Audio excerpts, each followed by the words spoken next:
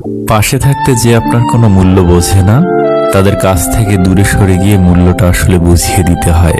বাস্তবতা এটাই, উপকারী গাছের ছাল নেই আর ভালো মানুষের দাম নেই। মানুষ সবচেয়ে বেশি কষ্ট পায় প্রিয় মানুষের সাথে কথা বলার আগ্রহ কমে যাওয়ায়। প্রেম সে তো ছোটবেলায় ফ্রিতে পাওয়া যায়, যৌবনে অর্জন করতে হয় আর বৃদ্ধ বয়সে ভিক্ষা করতে হয়। আলো সূর্যের হোক কিংবা আশার, দুটোই জীবনের অন্ধকার মুছে ফেলে।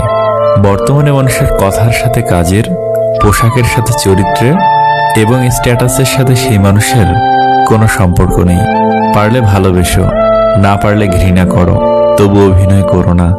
মিথ্যে করে হাসা গেলেও মিথ্যে করে কাঁদা যায় না, কারণ কান্নাটা আসে ভেতর থেকে। ওপর ওপর তো সবাই হাসে।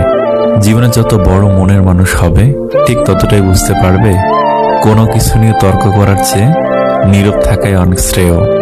বিরিয়ানি হোক কিংবা ডাল ভাত, মা যদি খাইয়ে দেয় সেটার আলাদাই একটা স্বাদ। সমালোচনা তাকেই নিয়ে হয় যার মধ্যে আলোচনা ও যোগ্যতায় ভরপুর।